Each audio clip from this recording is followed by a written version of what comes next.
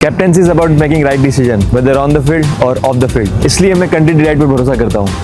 They deliver 100% pure buffalo milk to my doorstep by 7 AM. Don't just enjoy our matches, enjoy village fresh buffalo milk too. Download the Country Delight app.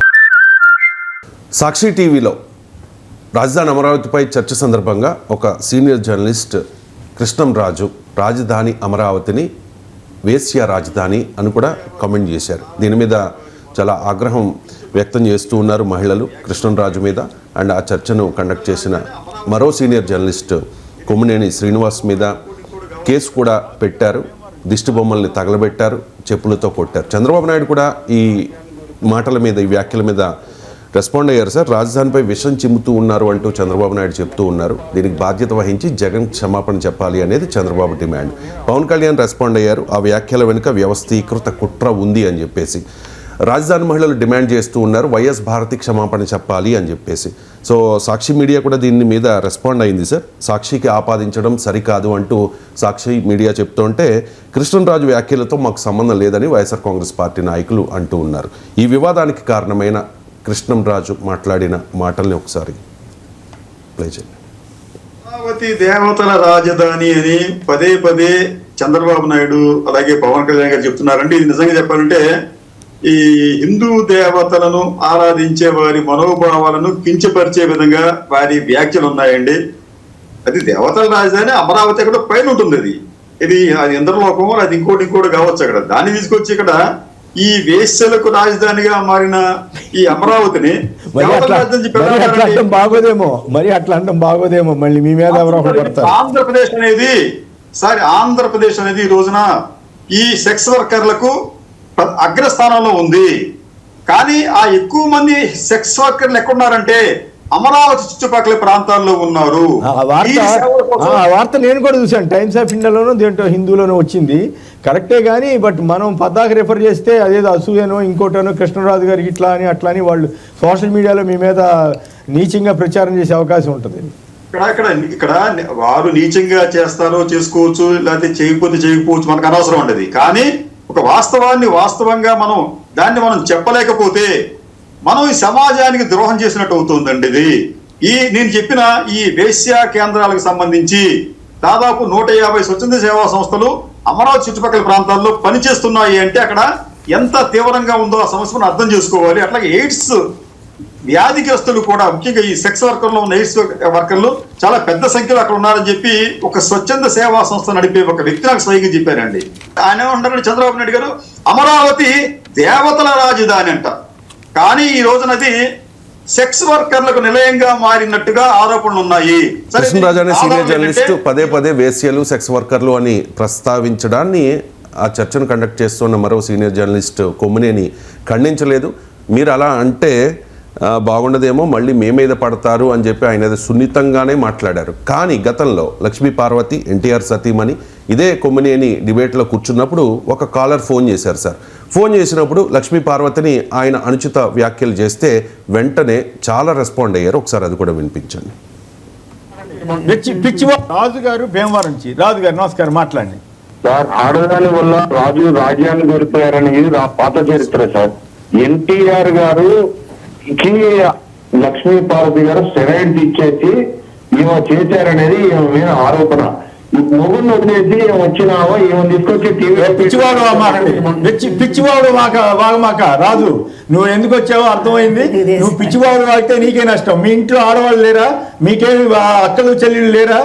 ఎవరు విడాకులు తీసుకోవట్లేదా? ఏం మాట్లాడతావు నువ్వు? మీరంతా మత్తు ఇచ్చే ఒక పెద్ద నాయకుడు ఎన్ని పెళ్లిళ్ళు చేసుకున్నాడో మీకు తెలీదా? ఏం మాట్లాడతావు? అనవసరమైన విషయాల్లోకి వెళ్ళి మీరు మహిళలను అవమానపరిస్తే ఒప్పుకునేది లేదు. మహిళలు అవమానపరిచే వాళ్ళేమో మీకు గొప్ప నాయకులా? వీళ్ళేమో ఆవిడ జీవితం ఆవిడ ఇష్టం, నువ్వెవరు చెప్పడానికి? లక్ష్మీ పార్వతి అదే ప్యానెల్లో ఉన్నారు సార్, ప్యానెల్లో ఉన్నారు. అండ్ వైసీపీ నాయకురాలు కూడా. కాబట్టి కొమ్మినేని గారికి కోపం వచ్చింది. మరి రాజధాని మహిళలను అంటే అదే ప్యానెల్లో ఉన్న కృష్ణరాజు మాట్లాడితే మీకు ఎందుకు కోపం రాలేదు అని చెప్పి కొమ్మినేనిని విపరీతంగా టీడీపీ నాయకులు విమర్శిస్తూ ఉన్నారు. సార్, మీ కామెంట్ ఏంటి దీని మీద? ఎట్టి పరిస్థితుల్లో అభ్యంతరకరం, అనుమానమే ఉంది అందులో. సభ్య సమాజం అంగీకరించలేని కామెంట్ కదా. ఇప్పుడు ఒక ప్రాంతాన్ని, ఒక రాష్ట్రాన్ని, ఒక నగరాన్ని, ఒక భాషను, ఒక జాతిని ఎప్పుడూ అవమానించకూడదు. సో ఒక అమరావతి పైన మీకు రాజకీయపరమైన అభ్యంతరాలున్నా, అభివృద్ధి నమూనా మోడల్ ఆఫ్ డెవలప్మెంట్ పైన అభ్యంతరాలు ఉంటే దానిపైన there can be debate, discourse, వాద ప్రతివాదాలు ఉండొచ్చు.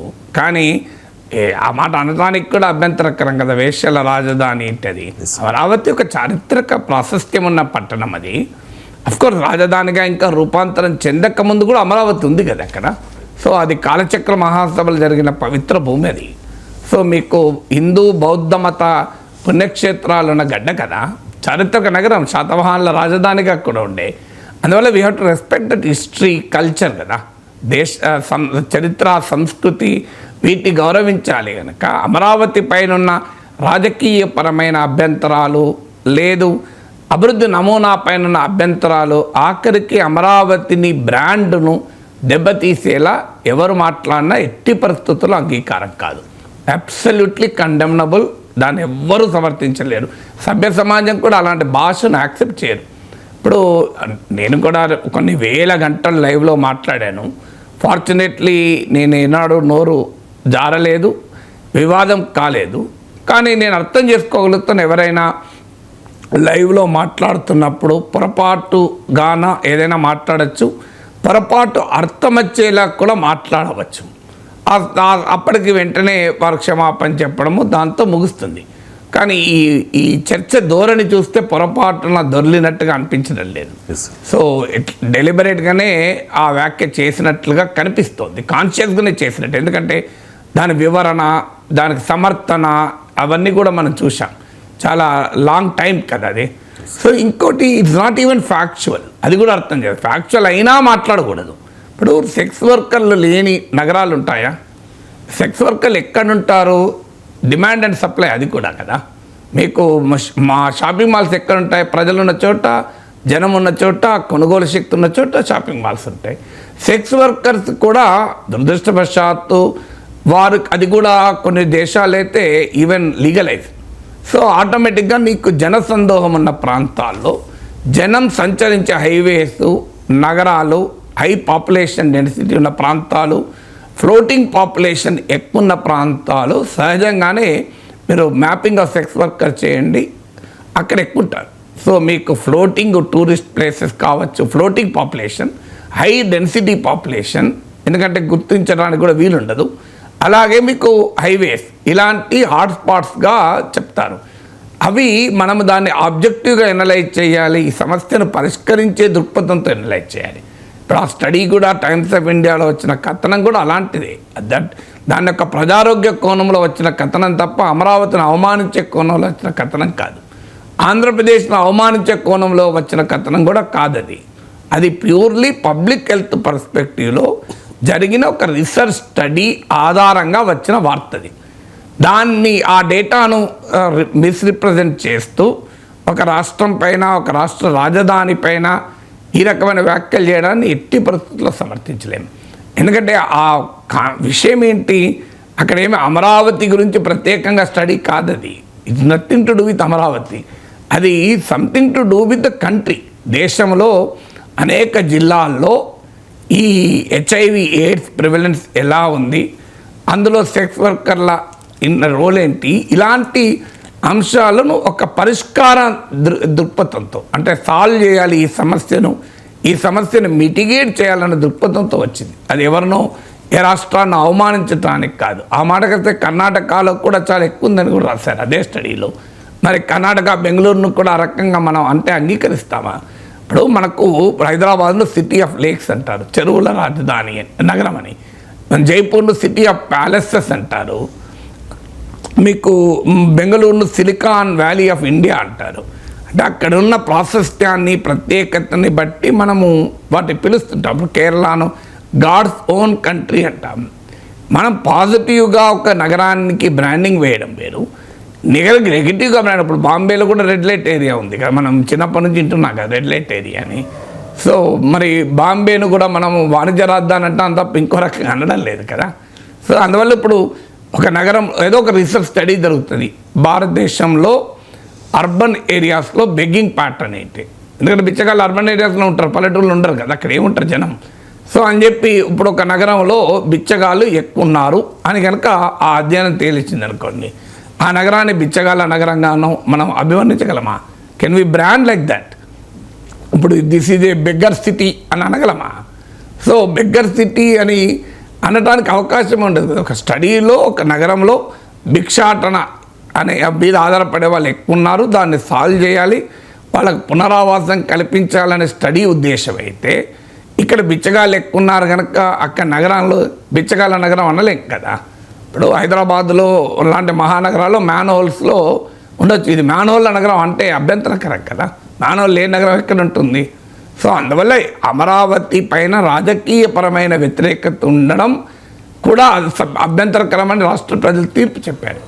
అమరావతి ఆంధ్రప్రదేశ్ రాజధాని, ఆ రాజధానిని మీరు గౌరవిస్తే గౌరవించవచ్చు, లేకపోతే ఆ రాజకీయ నిర్ణయం మీ అభిప్రాయం చెప్పచ్చు. కానీ ఒక ఇప్పుడిప్పుడే రూపుదిద్దుకుంటున్న ఒక గ్రీన్ఫీల్డ్ సిటీ అంటే కొత్త నగరాన్ని ఈ రకమైన నెగటివ్ బ్రాండింగ్ వేయడం, అందులో ప్రభుత్వాలు పెట్టుబడులు ఆకర్షించడానికి ప్రయత్నాలు చేస్తుంటే మీకు దాన్ని ఈ రకంగా బ్రాండింగ్ వేయడం అనేది అబ్సల్యూట్లీ అన్యాక్సెప్టబుల్ కదా, ఎట్టి పరిస్థితుల్లో అంగీకరించకూడని అంశం.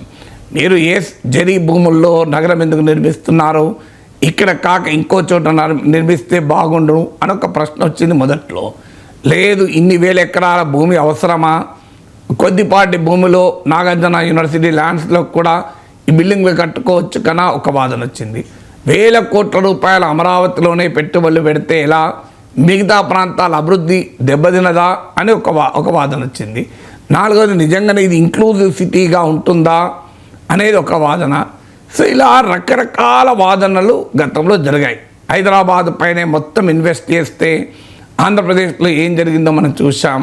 మళ్ళీ అదే డెవలప్మెంట్ మోడల్ కరెక్టా, అసలు కొత్త నగరాన్ని క్రియేట్ చేయగలమా, చేయడం అవసరమా, డీసెంట్రలైజ్ డెవలప్మెంట్ ఉండాలి కదా, ఇలాంటి క్వశ్చన్స్ వచ్చాయి. రాజకీయపరమైన ఆరోపణలు కూడా వచ్చాయి, ఇది ఇన్సైడర్ ట్రేడింగ్ అని, బినామీల భూములని, ఆఖరికి దీన్ని కులానికి ఆపాదించి కూడా గతంలో మాట్లాడారు.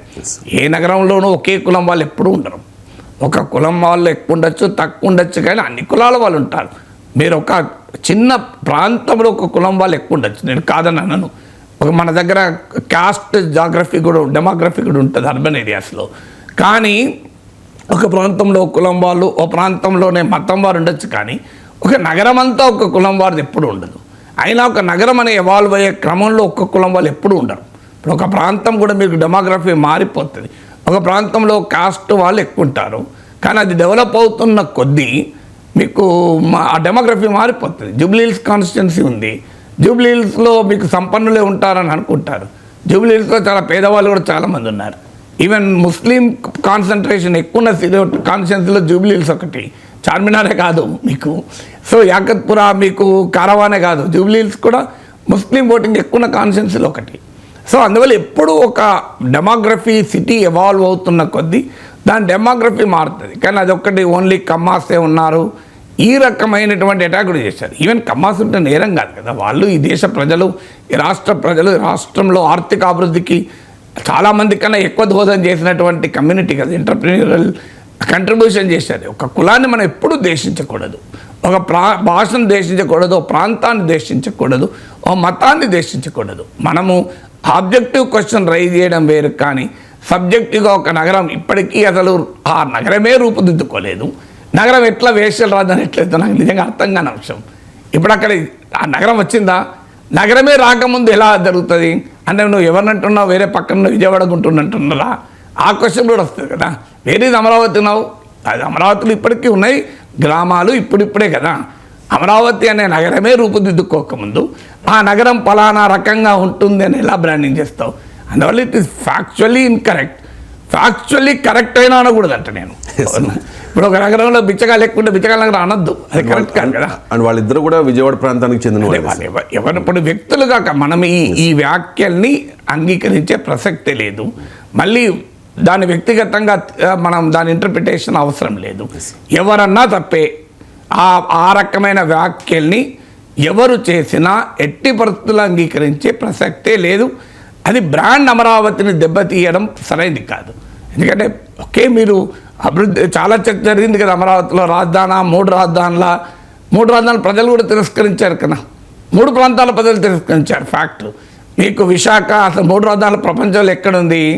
అసలు అది ఒక రకంగా సౌత్ ఆఫ్రికా లాంటి దేశాల్లో ఉన్నదాన్ని కూడా వెనక్కి తీసుకుంటున్నాను. నేను ఇప్పుడే కాదు, చాలా ఆ 3 రాజధానుల ప్రతిపాదన వచ్చినప్పుడు కూడా చెప్పాను.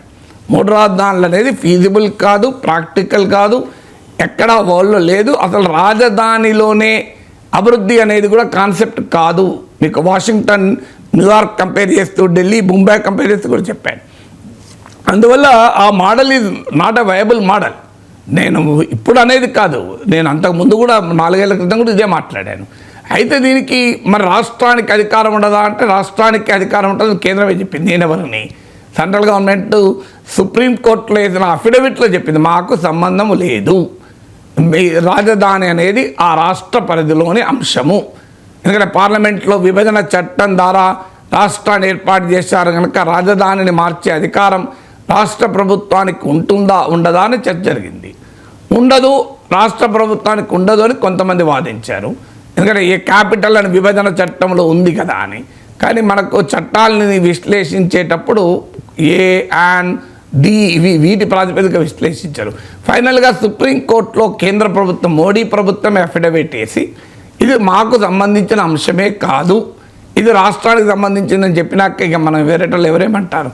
మోడీ ప్రభుత్వం తప్పు చెప్పదు కదా అని అనలేం కదా. కేంద్ర ప్రభుత్వం తరఫున అఫిడవిట్ అది. మోడీ బీజేపీ తరఫున కూడా కాదు. బీజేపీ అమరావతిని సమర్థిస్తూ కూడా ఫెడరల్ వ్యవస్థలో మేము ఉన్న వాస్తవం చెప్తున్నామని కదా చెప్పింది. సో బీజేపీ అమరావతికి వ్యతిరేకం కాదు కదా. సో అందువల్ల ఇలాంటి క్వశ్చన్ రైజ్ చేయడం వేరు. కానీ మీరు ఒక రాష్ట్రాన్ని, ఒక నగరాన్ని, ఆంధ్రప్రదేశ్లోనే సెక్స్ వర్కర్లు ఎక్కువ ఉన్నారు. అసలు ఆంధ్రప్రదేశ్లో దేశంలో చాలా చోట్ల చాలా రకాలు ఉంటారు. ఇప్పుడు డ్రగ్ అబ్యూజ్ ఉంది పంజాబ్లో, ఉడతా పంజాబ్ అనే సినిమాలు కూడా వచ్చాయి. అని పంజాబ్ను మనం డ్రగ్స్ రాష్ట్రం అని అవమానించలేం కదా. ఇప్పుడు కొన్ని దుర్లక్షణాలు కొన్ని ప్రాంతాల్లో ఎక్కువ ఉండవచ్చు. దాన్ని ఎలా తగ్గించుకోవాలని ఆలోచించాలి తప్ప ఆ డేటా ఆధారంగా, ఆ డేటా నిజమైన, ఇప్పుడు ఆంధ్రప్రదేశ్, కర్ణాటక, ఆంధ్రప్రదేశ్లో ఎక్కువ ఉందని కదా డేటా, ఆ డేటా ఆధారంగా కూడా ఒక రాష్ట్రాన్ని బ్రాండింగ్ చేయడం కరెక్ట్ కాదు. డ్రగ్ అబ్యూజ్ డెఫినెట్గా పంజాబ్లో ఎక్కువ ఉంది. మన డ్రగ్ అబ్యూజ్ ఎక్కువ ఉంది కదా అని పంజాబ్ను మనం డ్రగ్స్ రాష్ట్రం అది అని అవమానించగలమా? ఎట్టి పరిస్థితులు చేయకూడదు. అది ఈ దేశానికి హరిత విప్లవాన్ని ఇచ్చిన రాష్ట్రం, ఈ దేశానికి అత్యంత సమర్థులైన సైనికులు ఇచ్చిన రాష్ట్రం. దాని ఔన్నత్యాన్ని మనకు కాదలేం కదా. ఇప్పుడు ఆంధ్రప్రదేశ్లో సెక్స్ వర్కర్లు ఉన్న అంశమే మనం చర్చించాలా? ఆంధ్రప్రదేశ్కు గొప్ప కళా, సాహితీ, సాంస్కృతిక రంగాల్లో అపూర్వమైన సేవలు అందించిన గడ్డ కదా. సో మీకు విజయవాడ, ఆంధ్రప్రదేశ్ తెలుగు ప్రజలకు రాజకీయ బాలశిక్ష నేర్పినటువంటి గడ్డ కదా. సో ఆ విజయవాడ గడ్డను మనము, విజయవాడ, గుంటూరు, ఈ గడ్డకు చాలా చరిత్ర ఉంది కదా. సో తెలుగువారి రాజకీయ చిరునామా అక్కడ. మనకి ఇప్పుడే కాదు, హిస్టారికల్గా తీసుకున్న తెలుగు వాళ్ళ రాజకీయ చిరునామా అది. సో దాన్ని మనం ఎలా తగ్గించుతాం? సో మనకు సాంస్కృతిక వారసత్వం ఉంది, దానికి చరిత్ర ఉంది కదా. సో అందువల్ల ఒక రాష్ట్రాల్లో ఆ యాంగిల్లో చూడాల్సిన అవసరం లేదు కదా అంట నేను. ఆ రాష్ట్రానికి అనేక రకాల ప్రత్యేకతలు ఉన్నాయి. ప్రపంచ కార్పొరేట్ దిగ్గజాలు ఇచ్చినటువంటి గడ్డ కదా. మీకు సత్య, నాదెల్లా అలాంటి వాళ్ళు కూడా అక్కడి నుంచే పుట్టారు కదా. ఆ గడ్డ నుంచే కదా, రాయలసీమ గడ్డ నుంచే పుట్టారు, తెలుగు గడ్డ నుంచే పుట్టారు కదా, ఆంధ్రప్రదేశ్ ఇప్పటి ఆంధ్రప్రదేశ్ నుంచే పుట్టారు కదా. సో అందువల్ల let us not get in to such things. అందువల్ల ఎట్టి పరిస్థితుల్లో ఆ వ్యాఖ్యలు అంగీకారం కాదు. దీనిపైన వివరణలు, వ్యాఖ్యానాలు, సమర్థనలు, విశ్లేషణల కన్నా బేషరతుగా ఇలాంటి వ్యాఖ్యలు అనాల్సింది కాదు. దీన్ని నేను పూర్తిగా ఓన్ చేసుకుంటున్నాను అని అన్నవాళ్ళు కనుక చెప్పుంటే ఇబ్బంది ఏమి ఉండదు. అప్పటికి కూడా ఇబ్బంది ఉండదని నేను అనలేను. అట్లీస్ట్ కాలక్రమేణా రిగ్రెట్ అయ్యారు, పశ్చాత్తాపాన్ని మించినది లేదు కదా అని ఒక కన్సిడరేషన్. కానీ ఇంకా దాన్ని సమర్థిస్తూ పోతే it makes a very bad thing కదా. సో ఎట్టి పరిస్థితుల్లో ఒక నగరాన్ని, ఒక భాషను, ఒక రాష్ట్రాన్ని, ఒక ప్రాంతాన్ని ఒకే కోణంలో, ఒక రాంగ్ కోణంలోనే చూడకూడదు. మంచి ఉంటాయి, చెడు ఉంటాయి నగరాల్లో. అయినా స్టడీలో అమరావతిలో ఈ సమస్య, అసలు అమరావతి లేదు కదా. నా పాయింట్ అది. అమరావతిలో ఇప్పుడిప్పుడే కదా నగరంగా రూపుదిద్దుకుంటుంది. ఇంత అమరావతి జనాభా ఎంత? సో అమరావతిలో ఏమన్నా కోట్ల జనం ఉన్నారా, లక్షల జనం ఉన్నారా? ఎందుకు అమరావతికి అందరూ అక్కడ పోయి ఎదుర్కొంటారు? అబ్సల్యూట్లీ రాంగ్ ఆర్గ్యుమెంట్ కదా.